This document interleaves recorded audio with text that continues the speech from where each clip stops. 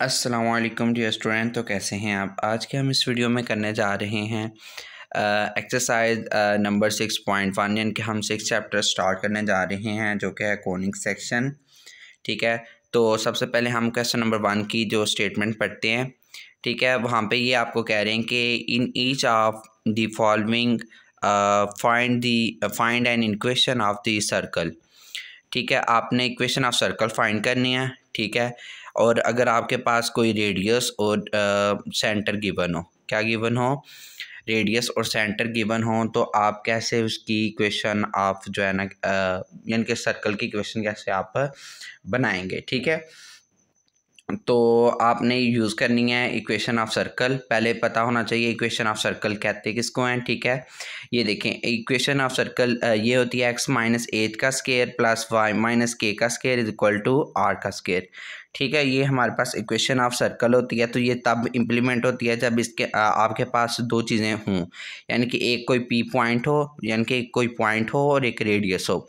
जब दो चीज़ें हों तो तब इम्प्लीमेंट होती है। जैसे कि आपके क्वेश्चन के अंदर सेंटर एट 5 एंड -2, यानी कि आपके पास सेंटर गिवन है 5 और -2 गिवन है और उसका रेडियस 4 गिवन है। क्या गिवन है? रेडियस उसका 4 गिवन है। अब ये देखें यहाँ पे जो आपके पास पॉइंट गिवन होगा उसमें एच की वैल्यू होगी और एक होगी के की वैल्यू। किसकी वैल्यू गिवन होगी? आपके पास एच और के की वैल्यू गिवन होगी और रेडियस में आपके पास क्या गिवन होगा? आर गिवन होगा। आपने इसी जो फार्मूला के अंदर ये वैल्यूज पुट करनी है, यानी कि फार्मूला क्या है इक्वेशन ऑफ सर्कल का? वो ये है x माइनस एच का square plus y minus k का square is equal to r का स्केयर। आपने एच की जगह 5 पुट करेंगे और के की जगह आपने पुट करना है -2। तो आपने इनका स्केयर ओपन कर लेना है। क्या कर लेना है? स्केयर ओपन कर लेना है और आर की जगह उसकी वैल्यू पुट करेंगे। जैसे कि 4 थी तो 4 का स्केयर। ठीक है, तो इसका स्केयर ओपन करेंगे, पहले का स्केयर प्लस दूसरे का स्केयर माइनस फार्मूले का 2, यानी कि फार्मूले का आ गया पहला नंबर फिर दूसरा नंबर। ठीक है, इस तरह से आपने प्लस इस वाले का किया। पहले हमने इसको अंदर सॉल्व करेंगे इसके ब्रैकेट्स को, तो माइनस माइनस क्या हो जाएंगी? प्लस वाई प्लस 2 का होल स्केयर हो जाएगा। और आपको पता 4 का स्केयर क्या आता है? 16। अब इसका नेक्स्ट स्टेप करेंगे, वो क्या है जी? एक्स का स्केयर वैसे ही 5 का स्केयर क्या आएगा? 25 और -2 5 के साथ मल्टीप्लाई होगा, क्या होगा? 10x। ठीक है, इस तरह से आपने इसका ज़रा स्केयर ओपन करना है, तो क्या आएगा? y का स्केयर प्लस 2 का स्केयर क्या होता है, और फिर आपने +2 फार्मूले का पहला नंबर फिर दूसरा नंबर 16 में एट इट इज़ आ जाएगा। अब आपने नेक्स्ट स्टेप में क्या करेंगे? ये सारा एट इट इज़ आपने अगेन लिख लेना है, लेकिन यहाँ पे सॉल्व कर लेना है। y का स्केयर 2 का स्केयर क्या होता है? 4 हो जाता है। 2 2s are 4 4y और यहाँ से 16 इधर आके माइनस का हो गया। अब आपने क्या कर लेना है? इसकी जनरल फॉर्म में of equation of the circle में कन्वर्ट कर देना है। जैसे कि ये देखें एक्स स्केयर वैसे आ गया, वाई का स्केयर वैसे ही। फिर आपने एक्स वाली अमाउंट पहले लिखनी है, जैसे कि -10x, फिर आपने वाई वाली पहले लिखनी है। ठीक है, फिर आपने इनको जो कांस्टेंट है उनको ऐड अप कर लेना है। जैसे कि +25 है, उसमें से 16 निकालेंगे तो क्या आएगा? आपके पास 9 आएगा और 9 और 4 कितना हो जाएंगे? 13। ठीक है, तो इस तरह से आपने क्या फाइंड करना है? जो है ना इक्वेशन ऑफ सर्कल फाइंड करनी है। अच्छा, दोबारा से ज़रा एक बार समझ लें। ये क्वेश्चन है, इसके आई थिंक 3 पार्ट आपके पास गिवन है, 3 या 4 हो सकते हैं। ठीक है, तो आपने क्या करना है बेटे जी? आपने ये करना है कि उनके यानी कि उस क्वेश्चन में आपके पास सेंटर गिवन होगा और एक रेडियस गिवन होगा, तब भी ये आप इस मेथड से कर पाएंगे। ठीक है, आपके पास फिर ये इक्वेशन होगी x माइनस एच का square plus y minus k का square is equal to r का स्केयर। ये आपके पास क्या होगी? एक इक्वेशन गिवन होगी। ठीक है, यानी कि ये एज अ फार्मूला है इसका इक्वेशन ऑफ सर्कल का। उसके अंदर आपने एच और के की वैल्यू फाइंड कर पुट करनी है। एच और के की वैल्यू आपने इसके अंदर पुट करनी है जो आपके क्वेश्चन के अंदर होगी, और रेडियस की वैल्यू भी। और फिर आपने इनका स्केयर ओपन करके उसको सॉल्व करके आपने इस तरह से आंसर लेके आना है। ठीक हो गया? I hope understand. ठीक है, आगे हम करेंगे यानी कि इसका क्वेश्चन नंबर 2। क्वेश्चन नंबर 2 में आपने क्या करना है? उसमें आपके पास क्या होगा? उसमें आपके पास एक इक्वेशन गिवन होगी, उसमें से आपने रेडियस और सर्कल यानी कि रेडियस और सेंटर फाइंड करना होगा। क्या फाइंड करना होगा? रेडियस एंड सेंटर फाइंड करना होगा। ठीक हो गया?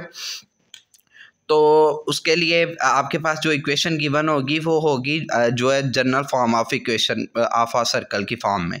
जैसे कि ये देखें, ये आपके पास जो इक्वेशन बनी थी, इस तरह की ये इक्वेशन आपके पास कोई गिवन होगी, उसके ज़रिए से आपने क्या फाइंड करना होगा, सेंटर फाइंड करना होगा और रेडियस। यानी कि पहले आपने काम किया था सेंटर और जो है रेडियस से आपने इक्वेशन बनाई थी, अब इक्वेशन से आपने सेंटर और रेडियस में कन्वर्ट करना है।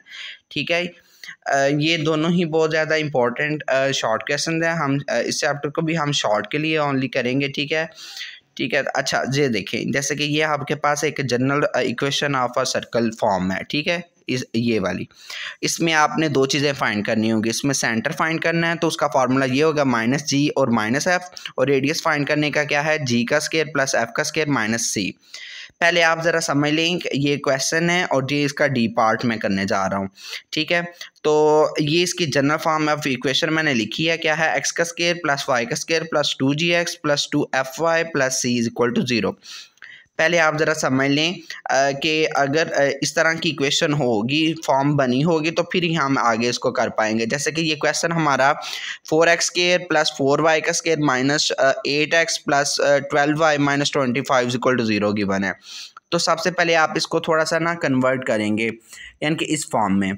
तो इस फॉर्म में कन्वर्ट तभी करेंगे जब हम 4 के साथ इसको डिवाइड करेंगे। तो यानी कि आपने इसको भी 4 के साथ डिवाइड करना है। 4x स्क्वायर को 4 के साथ डिवाइड करें तो आपके पास x स्क्वायर बचेगा। इसी तरह 4y स्क्वायर को आपने 4 पे डिवाइड किया तो क्या आएगा, y का स्क्वायर।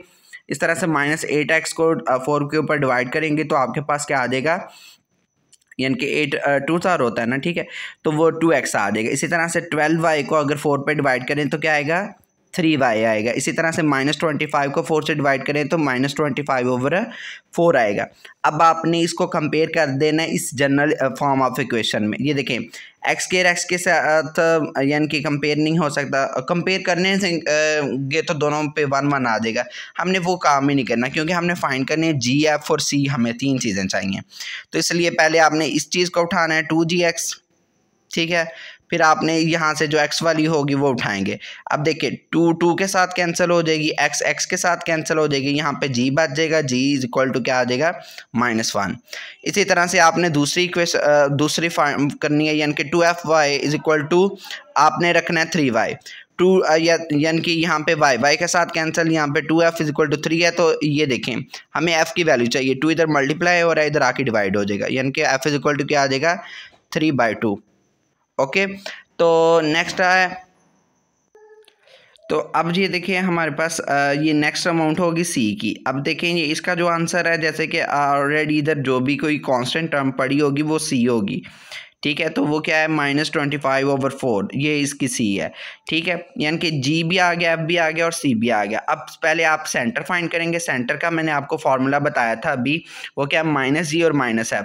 ये देखिए, सेंटर का फार्मूला -g और -f।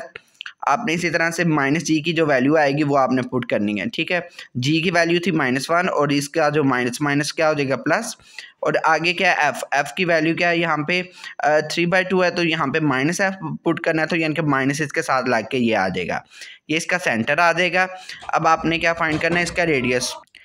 तो अब हमने रेडियस के अंदर इसकी वैल्यूज़ पुट करनी है, यानी कि जी, एफ और सी की वैल्यू इसके अंदर पुट करेंगे। जैसे कि जी का स्क्वायर था, तो यानी कि जी का -1 है, 1 का स्क्वायर। इसी तरह से एफ है, तो एफ का स्क्वायर आएगा 3/2 का होल स्क्वायर। और इस तरह से सी वैसे लिखना था, तो माइनस इंटू माइनस वो जो क्या लेंगे 25 और 4 आपने पुट कर दिया। ठीक है, तो अब ये देखिए, -1 का स्क्वायर क्या आएगा, 1, और 3/2 का स्क्वायर यानी कि 3 का स्क्वायर आएगा 9 और 2 का स्क्वायर आएगा 4। माइनस माइनस क्या हो जाएगा, +25/4 वैसे आ जाएगा। अब आपने इनका क्या ले लेना है, एलसीएम। जैसे कि मैंने एलसीएम लिया तो इसका 4 आया, 4 इधर डिवाइड में नहीं था तो इस वजह से इधर मल्टीपल में हो गया, 4 + 9 + 25। अब इनको ऐड करेंगे तो वो क्या आएगा, 38, और नीचे 4 वैसे का वैसे। अब इनको कट कर दें तो आपके पास क्या आ जाएगा, 19/2। यानी कि इसका रेडियस क्या आया, रेडियस यानी कि इसका आया r इज इक्वल टू क्या है, √9/2, और इसका जो सेंटर आया था वो ये 1 और -3/2। ठीक है, तो इस तरह से ये क्वेश्चंस होंगे। इसके बाकी पार्ट आपने खुद कर लेने हैं। ठीक है, इसके भी 4 पार्ट हैं, इसके बाकी रिमेनिंग 3 पार्ट्स आपने खुद करने हैं। ठीक हो गया, उम्मीद है आपको बहुत अच्छे तरीके से समझ लगी होगी। मिलते हैं हम नेक्स्ट लेक्चर में, तब तक के लिए अल्लाह हाफिज़।